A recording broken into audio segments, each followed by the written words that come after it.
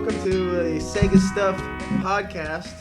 My name is Bryan Trusty, and joining me now is my friend Mike Keltner. Hi there. Awesome. So, how you been, Mike?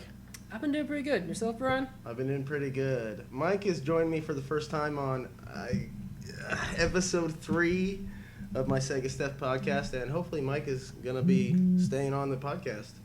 So we may have a new co-host for the Sega Stuff podcast. Exciting for our listener. Yeah. I think... Which is me. Well, if I'm a co-host, I should start listening now, too, so... Yes! Two Double. listeners! Exactly, Two listeners. Right.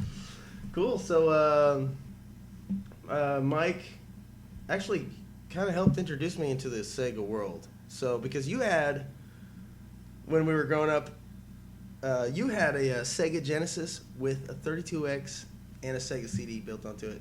Well, see, this was a slow-building thing. I wanted a Sega Genesis so bad. I saved up, and I had to pay for like half of it, which I'm guessing probably wasn't actually half of it. You know, I was a kid. I had you allowance. paid for half of that? I tried to, yeah, for the original Sega Genesis, and I was so excited. That was when it was fairly new too.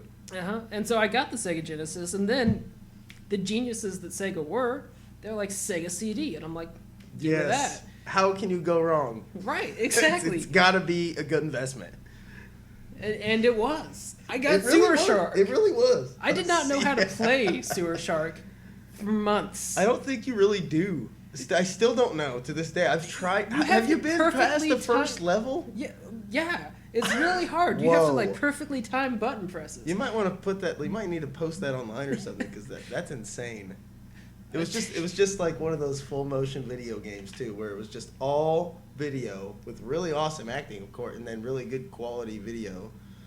But no, I'm just kidding. But yeah, you had to perfectly press it. Yeah. You had like a maybe a fourth of a second basically to get it right. Yeah, that game was horrible. I missed that kind of graphics. Where did those go? I do too. I don't know. Screw all this. We're 3D. Going backwards now. They had actual people. Real then. people. They're like, hey, now we're gonna try and make people out of nothing. I'm like, no, I've got a friend. First of all, we went from real to not real. We went from not real sprites to real awesome graphics, and then we went back to crap. As far as I'm concerned. Yeah, pretty much. I mean, Sewer Shark compared to anything. What are we? BioShock 2, Portal 2, crap. The graphics. Did you see the graphics in Sewer Shark? That person was real. He was, and so was the spaceship and the aliens. And that little robot that would talk to you. Exactly. They tried to give you a little companion in that game, I remember. Yeah. So, yeah, you had the Sega CD. You had the 32X also. What games did you have on that? I had Knuckles Chaotix. Did that one stick out more than the rest for you? Pretty much, because it was the only one that I knew the character from. Everything else is like... It was also the only probably good game on the 32X. Although you also had... Oh my gosh, what was the name of that fighting game with the aliens in it? I don't know. Something... oh gosh, what was that? I had a game called Tempo. Oh my gosh, Tempo, and it was like kind of music related. Yeah, you had like music notes that I think you threw. Yeah, you would like shoot music notes.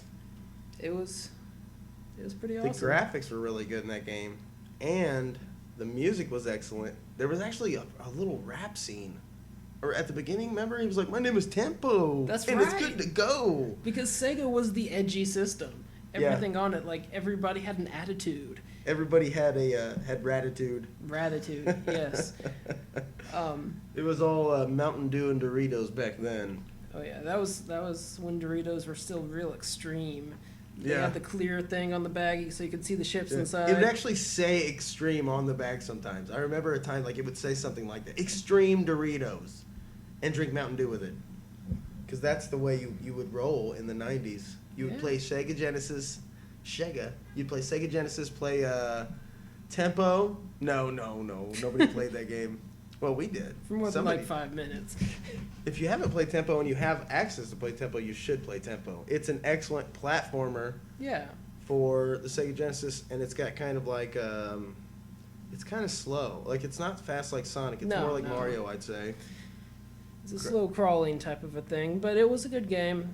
I do believe that it was 32X, at least the one I had. Yeah, it's 32X only, and they also released Tempo Junior for the Game Gear. Oh, nice. Yeah, and I've never played that, but I've read that. You know, for the longest time, I thought the Game Gear's graphics were so amazing. Like, I thought they lived up to, like, Game Boy Advance They look like standards. they look like a. I've gone back 360. since and looked at it, and wow, they're really not that good. But they Well, were in color, which I was like, and- booyah. Yeah, Game it was Boy. color, and you could play it in the dark. Mm-hmm. However, you couldn't play it in the sun. It No. just did not show up. I guess the screen technology wasn't quite there yet, but This was the start of the sun being however, animated. but like you said, Game Gear, I'm glad you went there because that thing, like you said, had a color screen. It lit up, and it lasted a whole hour and a half on the batteries. So That's on the pretty- 6 AA's. That's pretty extensive. So you only had to spend, like $10 every hour if you wanted to continuously play. It's no big, Basically. I knew a guy once who had the Sega Game Gear TV tuner. That's right. Yeah. That thing was awesome. Yeah, it was. You could. I love that thing. I loved it. You could plug in. I plugged in my Sega Dreamcast. Do you remember this? Did you see this? Did I ever show you that? I'm not sure. It has AV input on top of it. And I don't have the tuner anymore, but I would do this today and show it on YouTube. You played Dreamcast through the Game Gear screen. Yes. Was that horrible? No, it was okay. The screen. So it was just the graphics of the games. It was just an actual little screen. Well, the screen did take away a little bit, any fine text. You weren't reading that. Okay. It wasn't made for small screens, but I played Quake 3 Arena on it just fine. All right. I played a little too long on it probably since I had a TV next to me, but I felt like I had the Dreamcast portable. Yeah, that's what it was. And That's basically what it was. Except you had to hold the controller. But yeah, you had the Sega CD. you could rest it on top of the controller. Maybe get a little bit of duct tape. Oh my gosh. Change the Yes. batteries every 2 hours. We should talk to Sega now. Don't say anything else because we need to talk to Sega, and I'm just gonna leave it there because I don't want people to steal these awesome ideas. Yeah. Duct tape with the. Let's stop Sega this. controller. I'm gonna go to the patent office. Yeah. And it's jump cut here. Okay, so Mike's back from the patent office. Yeah, man, that was crazy. They were like, "Sir, you cannot patent something that is two Sega products What is taped up with together." that? It's just a prototype, Sega. You have to remake the duct tape. You have to remake, you know what I mean? Yeah. Of course, duct tape's involved in the creating of the system. Exactly, 'Cause always. Everything's better with duct tape. But, so you had the Sega CD, the 32X, and the Sega Genesis Model 1. And you could plug in your headphones, which is the only way to get stereo sound out of the original Sega Genesis. Indeed. But I remember your parents, you wanted to get rid of it. Your parents would not let you do that. Well, the thing is that I got to the point where I wasn't playing it as much, but I had family come over all the time that constantly wanted to play it, and that's always been the cousins. yeah, it's a big pet peeve of mine. If you come over to my house and you want to use my things, you've got to be my friend. Like if my friends, if I've got a friend over, Not like hey, family. let's play this. But if you're here and you're not here for me, and you're just like, hey, can I play your Sega? Right. I'm like, That's I don't not like cool. you, kid. Go Right. away. Right. You don't like me? You like my Sega. Which, who can blame anyone? But that's not cool. You don't use people for their Segas. Honestly, they did like me. I'm gonna be honest here. I'm the bad person. You didn't like I them. did not like them. I know your cousins, too. Which I Right. saw Uncle Bob the other day. Yeah, they're doing good I saw now. him recently. They're much more tolerable these days. Is that right? Well, they're older and, Yeah. they were younger than you. Yeah. That was part of it. Not by a lot. Jordan. A couple of them. Yeah, a couple of them were. Yeah. That's part of it. You know what I mean? You're teenager or you've got your cool Sega Genesis. Yeah. And even yeah. though you stop playing it, you stop playing it for a while because you don't continuously buy games for it, and then your cousins want to use it. You're like, no, you're a bratty little kid. Exactly. Get away and don't look at my Sega. The Sega is awesome. But, yeah, I just remember that. I remember your Sega Genesis, and I had that, too. I finally ended up getting the Sega CD, the Sega Genesis Model 1, the 32X. But now I don't have all those components anymore. But I still remember yours more. Because, that's where it came from to me. And we played Road Rash, which we'll talk about later. So, so good introduction, Mike. Thank you, Bryan.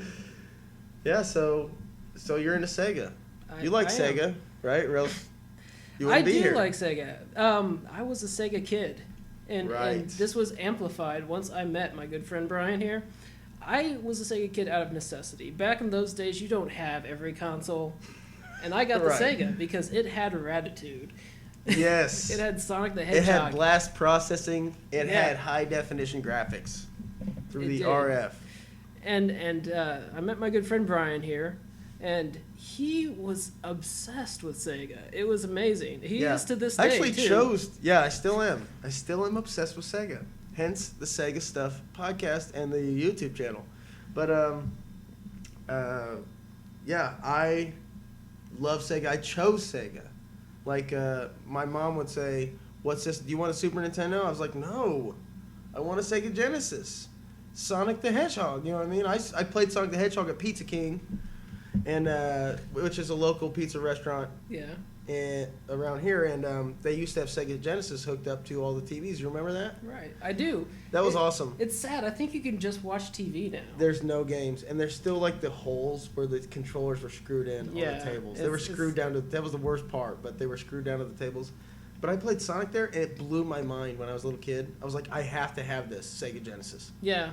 My introduction to the Sega Genesis was not that so much. I had that experience, too. Pizza King was an amazing place when you were a kid. Oh, my gosh. It was the best. Pizza, video games, Nickelodeon. Your drinks came on a train. Yes, there was a train, and it would carry your drinks and possibly, like, some breadsticks or something. Maybe it was just drinks. So. I don't know. But it would come up next to you, and it would stop, and you'd get your drinks off. So it was just a magical experience. But my introduction to Sega, for the most part, is I used to go to these like geek fests with my dad. It's called the Ham Radio Fest. Oh my gosh. My mom and my sister would be off doing Girl Scout things. And this is like a small time, back in the day, geek fest. Like you said, it's they had a lot of electronics and stuff like that. Yeah, it was ham radio operators, but they also had like computer components. Computational devices. We bought a Doom mod on floppies. Oh my gosh! What? Oh, the Simpsons Doom mod. It was the Simpsons I remember Doom playing that. It was so much better than the original Doom. Oh Not to say anything gosh. bad about Doom, but you also had Doom on 32X. I did have Doom on 32X, and it was horrible on 30. Yeah. It was not the best version. It was better than the one on SNES. I don't know if you played that, but 32X, it put it in the small screen. I remember you had that, and the music was horrible. Yeah, really bad. But anyway. But yeah, so when my mom and my sister were gone, they were doing Girl Scout stuff. My dad and myself, we were gonna have a geek weekend, and we rented a Sega Genesis from a video store. Oh my gosh. We rented the Sega Genesis and a Ninja Turtles video game. For the Sega Genesis? Yes. Was it, oh man. It was the Turtles in Time game for the Sega Genesis, I think, most likely. Was it a side-scrolling beat-em-up game, like Streets of Rage style arcade? I think so. That's a great game. It was a good game. It was a great time, and I just needed one after that. You had to get one. So you saved up half the money. How much was? Do you remember how much it was? I don't know. I have to imagine it was like $5. I mean, that's how much you gave them. Compared to consoles nowadays. No. Were they really $300? Oh yeah, the NES was $300. So maybe the Genesis, I don't think released at $300, but it was like $100 console. You might throw down 50 bones on that. I might put $50 down. I might put down 150. What I'm thinking happened is I saved up $50, and my parents were like, well, that's good initiative. We're gonna cover the rest. And did they buy all the components, the Sega CD, the 32X, all that at once, or did you? No, it was piece by piece. Okay, right. We got the Sega CD, and then a couple years later, the 32X came out. Oh my god. And you should have seen it coming with the 32X. There were just boxes of them on shelves, and nobody wanted it. Yeah, there was tons of them. They were like dropping in price rapidly. And they went from the plastic cases to these cardboard slides. I know. What was with that? The clamshell, the awesome clamshell plastic case, to the cardboard sliding cases. I hate those, too, because they don't stay nice. No. And I've always been the kind of person that keeps a case. Right. And you just can't do it with the cardboard cases. But No, I've been a Sega fan the whole way through. I don't think that the Saturn was maybe a good competition for the PlayStation, but the Dreamcast was on par with PlayStation 2. Dreamcast It's not was better. It was. And I think it led, I think didn't it was better than PlayStation 2. Like, it came out first, right? Yes, So Dreamcast was out before that. Oh, yeah, well before PlayStation 2. So it should have taken off. I don't understand that. You know what? I mean, I think it comes down to the marketing Yeah. and the fact that the Sega Saturn didn't do nearly as well as the PlayStation 1. However, they pretty much released the Dreamcast to compete with the PlayStation 1 and Nintendo 64. Yeah. It was kind of like, oops, I'm sorry for the Saturn, which was a great system and had some really good games. It was more powerful in some ways than the PlayStation. And not as the 64 was pretty powerful, but Yeah. the Saturn was really powerful. It had two processors. It made it really hard to develop for at the time. Yeah. And that's why, it just didn't have that many games that were. And there was a couple gaming companies that weren't giving them any love, which is why another reason the Dreamcast failed. No EA games. Really? EA is a huge chunk of what you're going to do in the gaming world. If you don't get EA, you're done. Like, Madden was coming out on even 64, PlayStation, and PlayStation 2 later, which kind of led to a good thing for Sega, I guess, because they started making NFL 2K, which was better than Madden in my opinion. I'm not a huge football guy, so I'm not going to go into that real deep, but the graphics were really good. From what I know of, it's better and stuff like that, but yeah, no EA, no Need for Speed, no Madden, no NBA Live, and that really hurt Sega. That and the marketing was just almost absent completely. There was a couple Dreamcast commercials I remember seeing. Other than that, when PlayStation 2 came out, it was PlayStation. They had that PlayStation campaign, and they they had Jag and Daxter on the commercials, and all these characters coming back telling you about the PlayStation. It looked really cool, and PlayStation did so good already. It already had this fan base set up. So PlayStation 2 came out, people automatically were buying it. People waited and didn't buy the Dreamcast to buy the PlayStation 2. Of course, I pre-ordered the Dreamcast and then didn't buy it, but then later on bought it.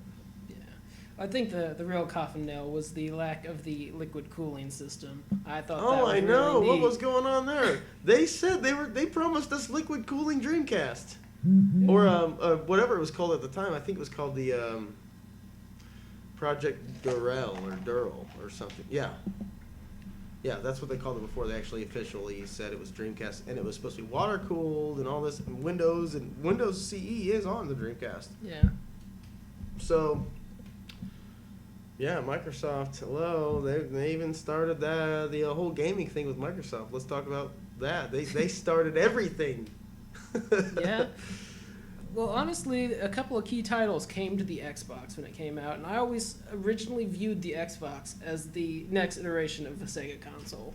I mean, not so much well, these when days, it came but out, when the original one came Sega out. was making games for it too, like Yeah. tons of them, and. Panzer Dragoon Orta, you ever seen that on the original Xbox? Yeah. The graphics stand up to the 360s and the PlayStation 3. Like, just they do. Like, I don't think it was 1080p and stuff, but Yeah. wow, it is amazing. It was still one of the best looking games I've ever played. Not only that, but the Shenmue on the Dreamcast. Yeah. Shenmue 2 was never released in America for the Dreamcast, but they released it on the Xbox. So you do have a really good point there. It was like the next. It was it was all you had. It was over, I guess. Jet Grind Radio. Oh my gosh. 2. Yeah, and Jet Grind Radio 2 was on there, or and Jet Set Radio Future, I think is what they ended up calling it. Yeah, that's right. But Jet Grind Radio is what it was called on Dreamcast. That one is awesome though. Jet Grind Radio for the Dreamcast. I remember sitting in my bedroom and playing it on a computer monitor with a VGA box. I remember that too. It looked magnificent. It was so cool that you had the VGA box. I geeked out about that. Yeah, I need to find another one of those. And I think they go for about $20 on eBay and Amazon, and there's a couple other places that have them.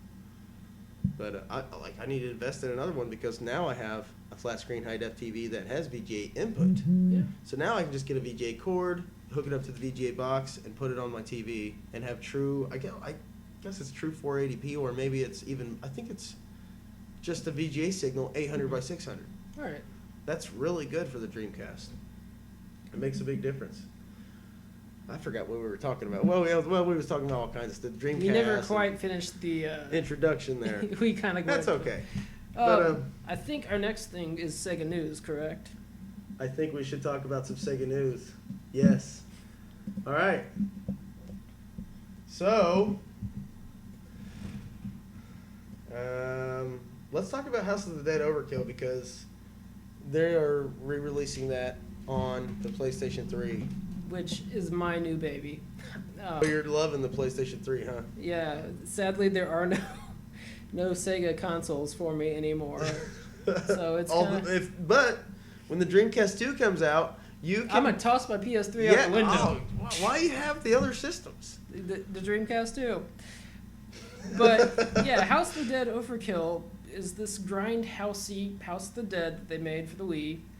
And it is very grindhousey. It's very B-movie. Yeah, which I love. Yeah, it worked really well for it. And they're bringing it to the PS3 for the PlayStation Move, which I bought for games like this. I own the Move. You have the Move? I do. Do you have the gun peripheral? I do not. Okay, well, you need to get it now because House of the Dead. I know you're going to get House of the Dead. I bought it actually for... This is off topic, I guess. That's okay. It's an EA game. Dead Rising 2 came with Dead Rising Extraction that was on the Wii, which is a light gun shooter as well. And that is the reason I wanted the Move. Because it's a light gun game. It's on the PS3. It's got the trophies that I love. Right. And now you're a trophy whore. Now I'm feeling even better about it because I've got House of the Dead Overkill coming. I loved it when I had it on the Wii. Now that I don't have a Wii, I can get it again. And yes, that's true. That's true. And it'll look 10 times better now. And I'm told that there's more content. And apparently, according to Sega, there's 60% more content, and that is huge. So that's more than double the, it's like, they could fit more games on there if they're saying that. Either that or, I mean, what are they going to do with 60% more content? More levels, more zombies, more guns, maybe? That could be. That's true. I'm hoping it's not just like challenge maps. I mean, nothing against those, but right. I want core game content. Yes, that is where it's at. Hopefully there's a lot more unlockables, because I'm a really big unlockable fan. Yeah. Like, just like you like trophies. Well, it gives you a sense that it lets you know you did it. You beat the game. That's why I like unlockables too. It's like I unlocked everything on House of the Dead or something, or Virtual Fighter. Well, honestly, that is the core idea behind trophies, and that's why I love them. I think it's just one of those things where, when you were younger, you played a game. It's like bragging. You got a little bragging rights now, so. Yeah, so House of the Dead Overkill Extended Cut is the name of it. Okay. And I believe it's coming out in October. October, is that the release? October 25th, I believe. Nice. Oh, man. See, now I have to get a PlayStation 3. I mean, I love House of the Dead. I'm probably going to buy it on the Wii. Yeah. Because I have a Wii. And I know it's got the more content and stuff like that, but I used to own it on the Wii. I miss it. I need to get it again. And also, House of the Dead 2 and 3 are on the Wii. So, that's really good. I'm excited about that. Yeah, we need to get you a PS3, get you into this generation of gaming. I know. I'm just so... Oh, man. It's just a lot easy for someone now to be a retro gamer. It's cheaper, first of all, and that's pretty important. And, again, I'm just regressing, I guess, in my brain and turning back into a kid as far as video games go. I'm trying to squeeze in all these old games I didn't get to play when I was a kid. So my queue for playing video games is so long on old games that I rarely play new games. Although I did beat the Conduit on the Wii the other day, and that was okay. It was pretty good. I've heard that was a good one. It's good if you have a Wii and you don't have the other ones. I mean, like if you don't have a PlayStation 3 and you don't have a 360, get the Conduit. If you really like hardcore first-person shooters, realistic, except in the alien kind of world, Halo comes to mind, obviously, because it's just like Halo. Even the weapons look just like Halo. And the name of the aliens, some of the aliens have names like the Drudge. So, and they make noises like, it's Halo. It is a blatant Halo ripoff, but it's a good one. And it's by Sega. It was published by Sega. Yes, it was published by Sega. And that one was developed by High Voltage Software. I know this. So, I'm not going to mess that up again. Also, and this has been a while now, this press release came out on May 26th of 2011. But, and I've mentioned this on previous podcasts, I've touched on it, but I'm excited about it. Shinobi is back in 3D on the 3DS. What do you think about that, Mike? Did you play any of the ones on the Sega Genesis? I played I think I played the Sega Genesis one for 5 or 10 minutes. It's probably a return. Revenge of Shinobi. And I remember it being ridiculously hard. And then It was hard. Shinobi on the PlayStation 2, and I remember it being ridiculously hard. Yes. And there was a cool cape. Oh my gosh, the scarf that would follow you? Yeah. That was really neat. They originally put that in for the developers to kind of help them develop the game and find out where he just went, and it was just kind of that, but they liked it so much they just left it in. Which is really weird because it's not good physics on that. I mean, it doesn't fall to the ground, and it doesn't, just kind of stays in the air when you move, but that ended up being so cool. That's what the game sold on, I'm pretty sure. Like, there's it's that ninja's got a really cool long red scarf. Yeah, check it out, man. And I think there was other really, really popular ninja games coming out at the time, like Tenchu, and possibly Ninja Gaiden might have been close. We might have been close to Ninja Gaiden on the Xbox. I could be wrong about that, but so he had a lot of competition. And you know, Shenmue Obi. That's a new game that needs to be made. Shenmue Obi. Whoa! I just blew my own mind. Is yours blown? A little bit, yeah. Okay. So, back to Shinobi. Yeah, so I think it'd be really cool to see it in 3D. And it's got that same character from the one you had on your PlayStation 2. It has the same style. Okay. Except you can unlock different costumes. And so there's a possibility of being able to be the old-looking Shinobi in the game. And it's a side-scrolling game again. Which I do like the side-scrolling games. I don't think that happens enough these days. No, it's, luckily, thanks to like Xbox 360 and all these indie games, there are some decent side-scrolling platformers, but the production quality is a little low on a lot of them because they're just developed at people's houses. Uh-oh. Hopefully they just don't play. There we go. But, I was trying to look at these screenshots for Shinobi, but apparently... It's going to bring up with the video. Yeah, it's just going to bring a video up, but that's okay. The graphics look good on it, and the graphics on the 3DS are like comparable to, well, they say like the Wii. So, and it looks like that. I'd say so. A little bit, yeah. I still feel like it's a little lower res, and that's you probably always because have the to screen knock is so a little small. bit off. Yeah. They're like, it's as powerful as the Wii. Yeah, but it so really think isn't. GameCube Plus. Right. Well, the Wii is a GameCube Plus. I mean, really, Yeah. Wii's not much better than GameCube as far as graphics go. So, but it's a good system, especially if you got friends over. It's a good party system for sure. But yeah, so Shinobi's coming out on the 3DS. House of the Dead Overkill, the extended cut, is coming out on PlayStation 3. I'm excited about both of those. I'm excited about the House of the Dead. Shinobi, I'm not buying the 3DS. You might skip on the Shinobi. I'll let you play mine. That sounds good. I'll come over and play your House of the Dead. You come over and play my Shinobi. I think that's about it on Sega news. Not much has been going on. E3 was recently held, and they had a few announcements. They weren't really announcements, but they were showing more of the games that they already have announced, which is unfortunate because you should really pack a good punch when you're getting ready for E3. They should have said something about the Dreamcast 2. I mean, we know the Dreamcast 2 is right around the corner. I mean, so.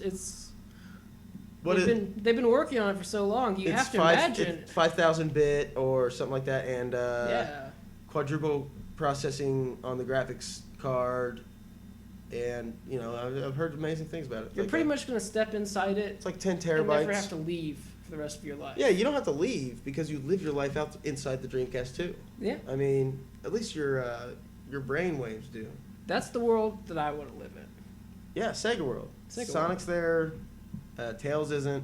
Yeah. It's perfect. So, yeah, and You just get to play Sega games all day. You get to live in Sega games all day. I was not aware that you were not a Miles fan. He's kind of annoying. Every time I play Sonic 2, I turn him off. Anytime I play Sonic 3, I don't choose Sonic and Tails. I'm just Sonic. Or Knuckles. Knuckles is much cooler than Tails. But without Tails, who is Sonic going to talk about chili dogs with? You know what? That's a good point. And speaking of Sonic, let's take a break. And that's a good segue into the next Sega tune. All right. Enjoy this Sega tune during the break.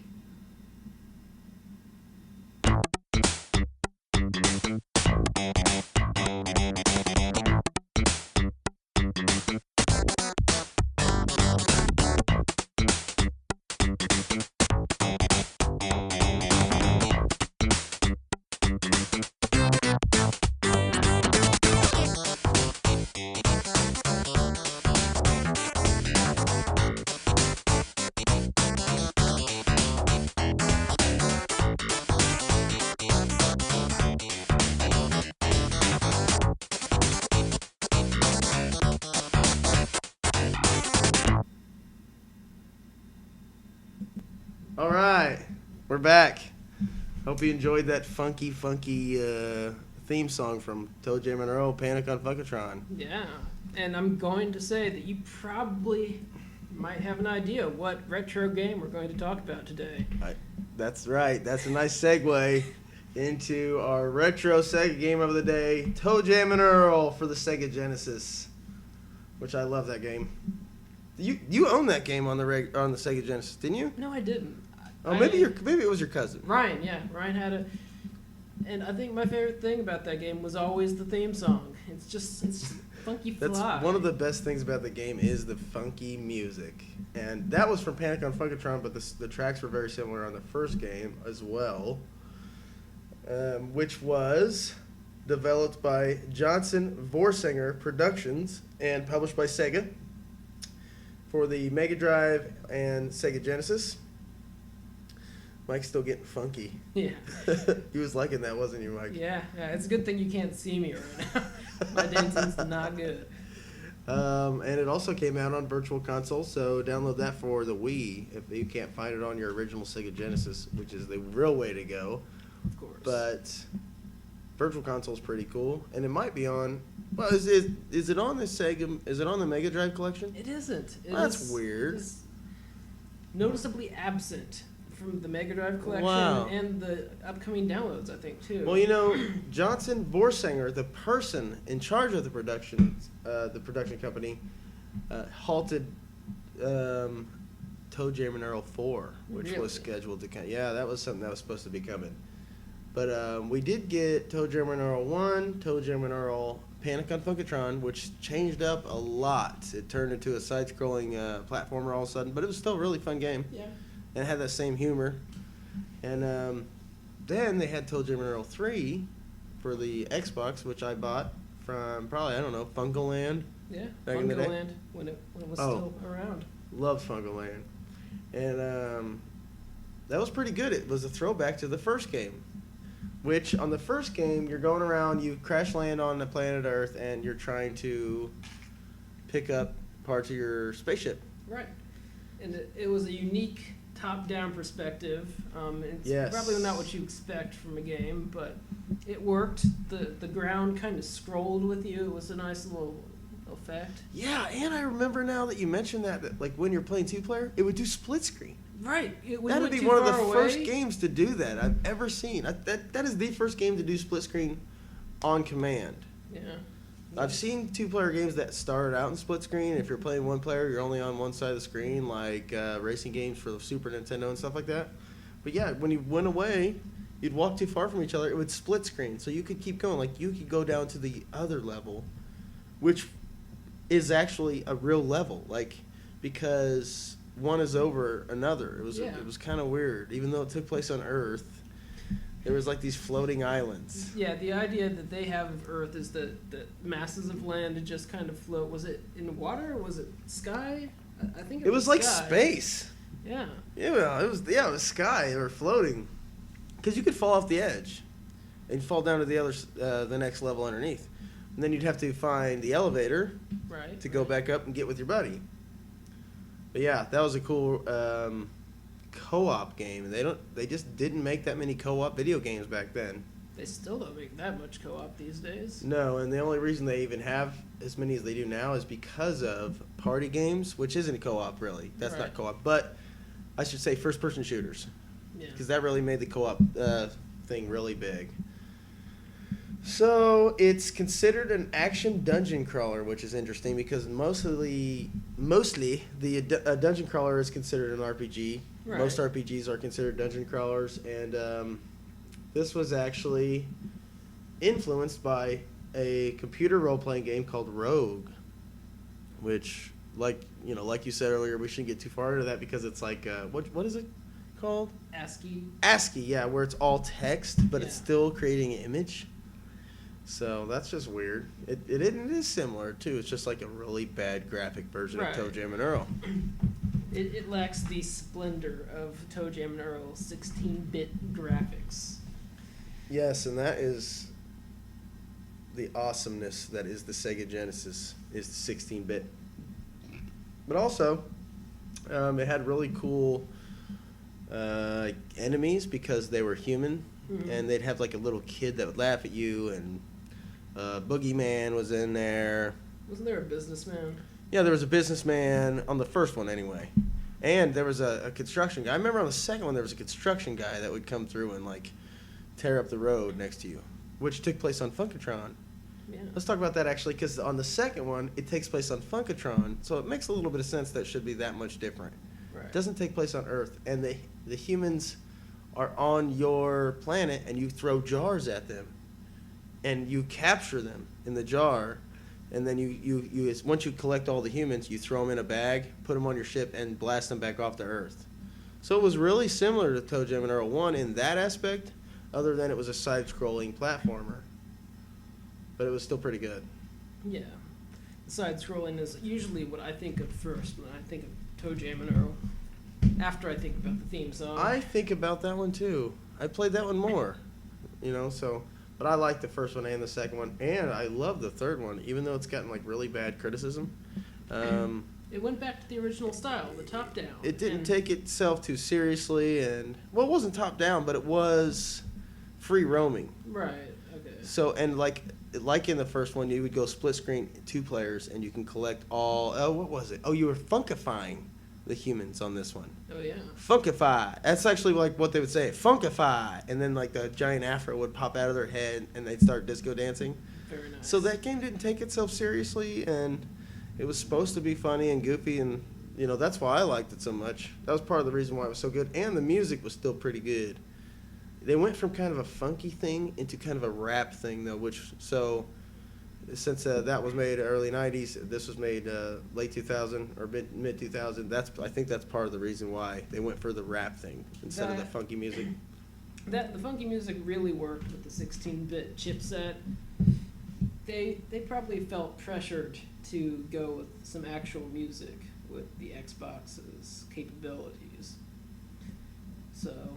Yeah, the first Toejam and Earl, even though it lacked on graphics and stuff like that, even for its time, the graphics weren't that great. There was other better graphics out there. It got really good reviews. GamePro called the game's originality incredible and praised its graphics, music, and humor. And even Entertainment Weekly, which I don't think they're a video game magazine, at least anymore. Well. They praised it as absolutely hilarious sound effects and music. So it had a lot of really good things said about it. A lot of people commend it for its game soundtrack, which it should be because the soundtrack is funky and fresh, as you just heard. Yeah. And it was re-released on the Wii's Virtual Console, as I mentioned, in 2006. And official Nintendo magazine, after they did that, scored it with an 85. So that's really good that a game from then can go onto a Virtual Console or go onto a current system without any upgrades and still get an 85% out of 100, I'm assuming, from Nintendo Power. Well, quality stands up, It does, especially Sega, Toejam and Earl. Indeed. So, yeah, there's not a whole lot to talk about. That's just that's about it. You continuously go from level to level. It's best to play 2-player. The music is funky. The graphics are okay. The controls are pretty spot on. There wasn't much to, it wasn't that hard to develop the controls for that, I wouldn't imagine. It's just up, down, left, and right. Right.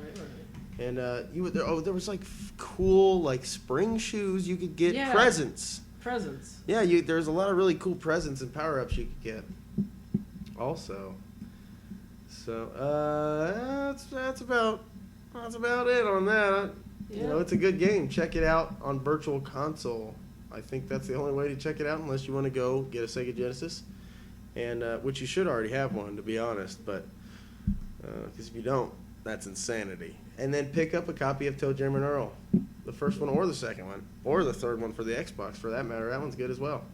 And hunting these things down at the secondhand stores, it's a good way to spend some time. It's kind of fun. It is. I've been garage selling a lot lately and looking for stuff like that, and going to Goodwills and Half Price Books has got a few things. They've got gems. It seems like they have Laserdisc video games. Last time I went to a Half Price Books, I saw Dragon Slayer.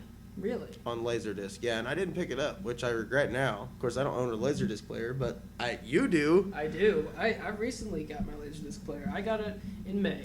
It was a birthday present from a friend of mine.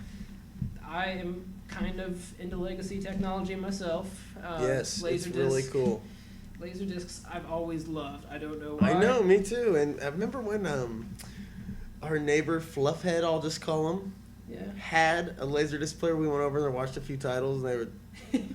He came out and was like, we're watching porn on Laserdisc. It was like, it wasn't even porn, it was like Skinamax stuff. Yeah, Skinamax, basically. Which, when you're a kid, that is porn. Yeah. So... But it was good times. So yeah, Toejam and Earl. Love that game. Get that game somehow if you want to check it out. Especially if you like check out Panic on Funkatron if you like side-scrolling platformers. Check out the first one if you like dungeon crawlers. That's what I would say. Yeah, I'd second that. Okay, so now let's go ahead and move on to our main topic, which happens to also be a retro Sega game, because it's just that cool. It is. And that is Road Rash. Road Rash. Who was that developed by, Mike? Well, that would be Electronic Arts. That's right. They were doing some really good stuff, especially around the time. Well, they're always good. Electronic Arts is pretty much always you can expect a lot out of them, because they don't disappoint very often. Yeah, well, they know what sells, and they play it safe a lot. But sometimes they do play it safe, but I think that's better than going for some crazy concept and having it suck really bad. Yeah. But of course, there are several versions of Road Rash, and there's the 3DO version, 3DO, correct? Yeah, 3DO. Was probably the best version. It came with a packed soundtrack, including Soundgarden, which Bryan loves.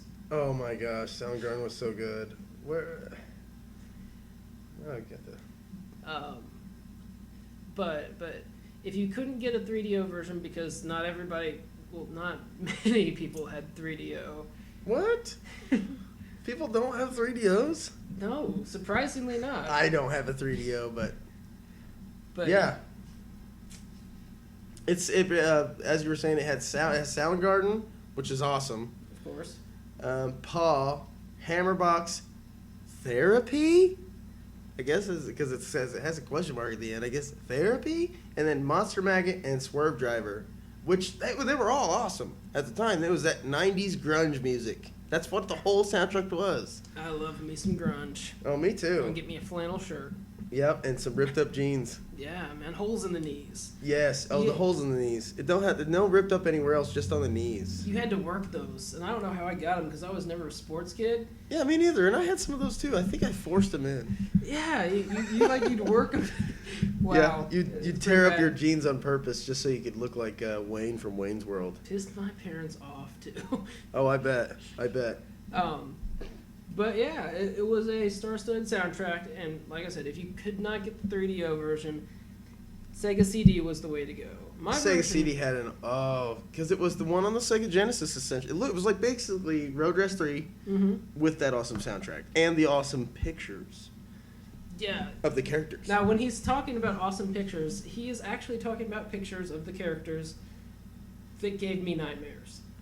They were weirdly lit in strange angles, and everybody the proportions were really scary. Yeah, it was like fisheye view lens, and the proportions were really strange, and but the detail was insane on those pictures. Like they were painted, I think, with like really large, and then scaled down to put into the Genesis or the Sega CD title. If you kind of want an idea, no, Black Hole Sun, that was Soundgarden as well. Yes. If you saw the video to Black Hole Sun by Soundgarden, you've seen some of the stuff that's going on in Road Rash. Yes, and you also probably have nightmares like I did.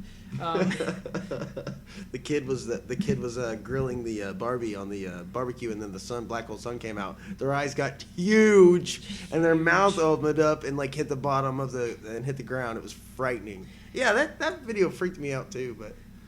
But yeah, the basic gameplay is you're on a motorcycle driving down the road. You've got your chain, and you hit the other motorcycle gang members, and it's kind of a race, kind of a combat game.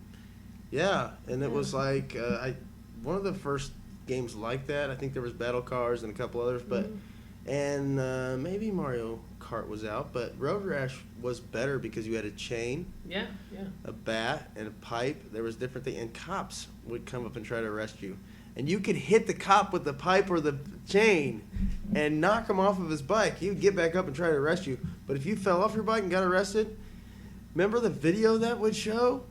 It used to show these little video clips for when you got arrested. It would say arrested or busted. It would go busted. This cool effect would come up. Then it would show like this guy ripping you off of your motorcycle, this cop, and beating the crap out of you, or like sicking dogs onto you. You remember those videos? Kind of, yeah. That was the Sega CD staple. Yeah. Live action video in video games. Yeah, they actually did a really good job on using it on this game though. Yeah, it was only for those like victory or failure moments.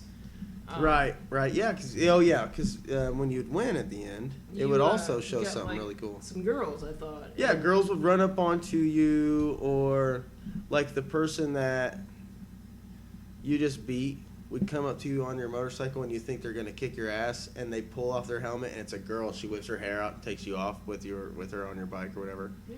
Yeah, the video is really cool. And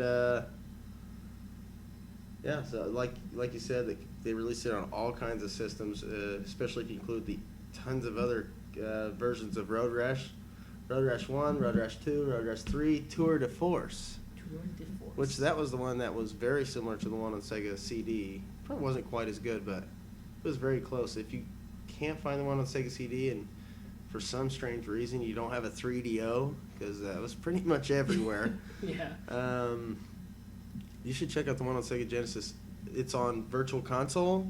I know that, and it's also on the PSP in the form of a collection, right? It has the first 3 Road Rashes. What is that called? Where is that? What is that called? Anyway. EA Replay Collection. Yes, EA Replay Collection. So maybe it has other EA games on it as well, I would assume. I'm not sure. As far as I know. Yeah, I'm not sure. I've never played it, but if you have a PSP and you want to play Road Rash, that's a good way to do that. And we mentioned the music.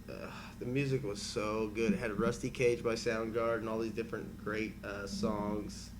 I could just listen to just the soundtrack and be happy with that. But then it'll just make me like want to pull a chain out and start beating someone up if I don't live through my fingers into the controller.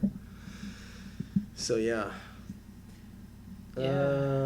As far as a racing game, it was pretty hard, I felt. I don't think I ever got past like the first set of tracks, and then there was a second set of tracks which were the same but harder, a little longer, and I never got very far. Did you beat it? Can you beat it? I don't know. I probably never honestly got past the first or second track. No, I don't think I did either, but we played it a lot. It's For just not something having- about driving, listening to Rusty Cage. Yeah, and slamming into people with chains. Yeah. And you could also kick on them and kick them. And when you kicked them and held down the kick button, I remember it looked like your character was peeing. Yeah. We'd always joke around like that on the two-player and be like, I'm peeing on you. Honestly, it probably saved us from actually just going out on our motorbikes and being real people with chains. Exactly. Again, good job, Sega. I'm just going to throw it out there to Sega. Even though the Electronic Arts developed it, I'm going to say Sega did this for me because they did. Yeah, I agree with you. If I didn't play Road Rash on Sega CD, I would probably I'd be out doing illegal street races on super bikes and beating people up with chains and pipes. While listening to Road Rash. Yeah, while listening The sound, to Rusty Cage and stuff. Yeah, and Paw. So this is another case of video games saving lives, and just Yes, generally and making, even further than that, Sega saving lives. Yes. Sega saves lives. It saves lives. It just increases the positive energy in the community. Also, side note, Sega on eBay is selling a bunch of stuff for hurricane relief for Japan. For Japan, okay. And the stuff is pretty pricey, but I mean, it's for a good cause. You know what I mean? And it's worth it. This stuff is signed by the developers or creators. This is stuff that only people who work at Sega can get. Some of it's one of a kind. They got jackets and game soundtracks. Everything's unique in its own way. It's signed by somebody. And yeah, so get on eBay and check that out if you want to give some money to hurricane relief or even just get some really cool Sega stuff. Yeah, they'll still take your money if you're a butthead that does not want to help Japan. Right, because really, Japan is awesome. Exactly. Without Japan, we would not have Sega, and we just discussed. Very true. And Amazing. even Sega of America, which is still in existence, they laid off like 40 employees or something like that, and now they don't make retail games anymore. Really? I think the last one they made was Thor. Right? That might have something to do with it. Because it was really bad. That, Captain America, the Iron Man games, not the good ones, not the great Sega titles, you know. And so now they're just making downloads, strictly downloads. They're digital copies or digital media now, which is cool because now maybe they'll focus a little bit more on iPhones and start making some cool stuff for iPhone. And I'd like to see them start developing for Android. Yeah, the downloadable game market is it's a good place to get some games if you like retro gaming. Yeah, especially if you like retro gaming, that's really a good way to go because they got a lot of old games on there, and they've got new games with the idea of the old kind of games. Yes, they've got like these virtually retro games. A lot of side scrollers. You get old kind of RPGs. It's just there's an amazing amount of content for people who just like that aesthetic. And let's face it, 16-bit graphics. It's not fancy, but right. As far as the consoles go, that was the first kind of a console move where things actually looked good. Things actually got okay. This is fun and it looks okay. Yeah, it's an artistic style, and it's one that's kept with me through the years. Yes, I agree. I feel like it's an artistic style in its own way, and I still like it. Yeah. I still like it. It just looks really neat to me. I like being able to see the big pixels and stuff like that. I actually Like I on listen Road to Rash. I listen to a fair amount of music that has been made through video game console chipsets. Oh, really? Yeah, Yeah. I've heard a lot of new stuff like that. And it's And just, it's I love it. mostly Nintendo NES chipset stuff. Yeah, NES chipsets a lot. Although I think they've probably got some Sega chipsets because I think Sega's got some unique tones. It does. It has kind of and technically not as good as the one on the SNES, I guess. It's a bit more tinny. It's tinny, yeah. It sounds more synthesized. Whereas the SNES could actually make real instrument noises like horns and stuff like that. But I like that about the Sega Genesis, and I like the just the beats, and like you just heard on that Toejam and Earl song. I don't know. It's funky. Everything sounds real bassy and a little dirty. It's the grunge music of the It console. is. It is the grunge console. It is the Batical. What was I saying? Ratitude? Ratitude. Now I'm mixing them all up. Batical Ratitude. Batical Ratitude. 90s grunge, Doritos, Mountain Dew, Sonic the Hedgehog, Sega Genesis. It was awesome. That was really got me when they had the commercials for Sega Genesis, and they were like, "Hey, are you bored? Well, check this out!" Like a game would slap out in front of this kid's face, and he'd be going, "Whoa!" And they always ended with Sega. Yes, I know. It was so intense. Yes, that was intense. It was even better than the Sega. I like the Sega. That was the best thing they did. I don't even know why they got rid of that. I think they should bring that back. I think they should. Maybe with the Dreamcast 2 right around the corner. Exactly, right. And, the Dreamcast 2 is impending. So. Oh, yeah. It's been in the making since the Dreamcast 1. So, before. I think before. I don't know.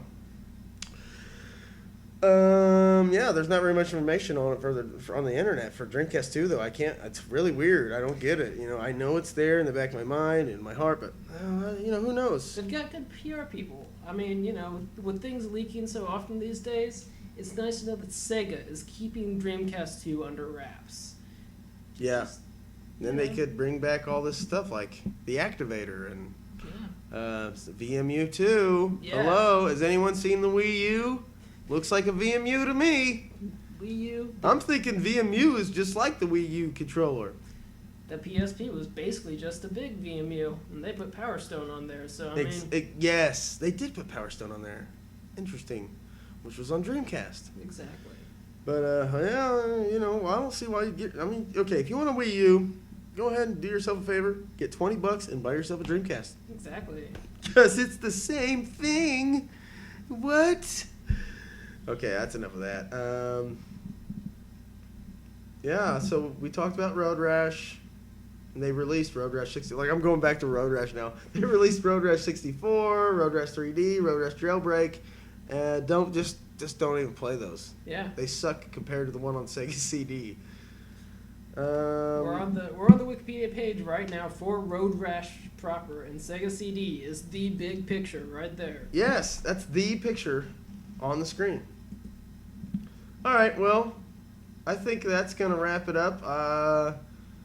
Listen to Sega stuff again, please. Thank you for listening to this one. You can check out our Facebook by searching for Sega Stuff on Facebook. There's a fan page, and also there's Bryan Trusty Facebook, and there's a Mike Keltner Facebook. Mike Keltner on Facebook. And coming soon, Bryan Trusty will be added to the Ponder Couch blog, which is very awesome. From the Ponder Couch is the blog. It's pondercouch.blogspot.com, I believe. And I write reviews there. Bryan will be posting videos and probably the podcast and whatever else. Yes. I'm just going to try to post whatever I can that's neat. Neat stuff. So look forward to the neat stuff.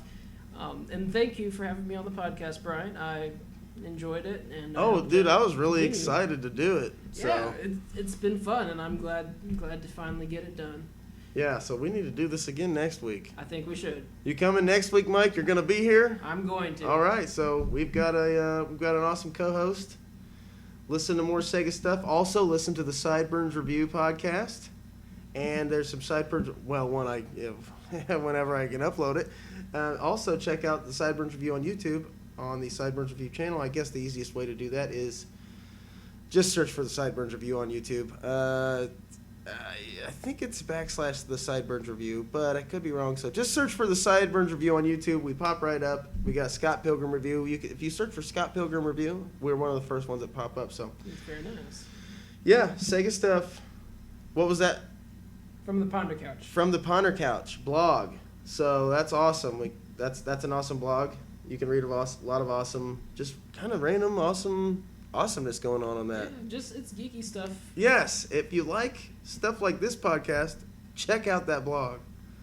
So, I think that wraps it up, Mike. All right, you guys have a good week. See you next week. Later.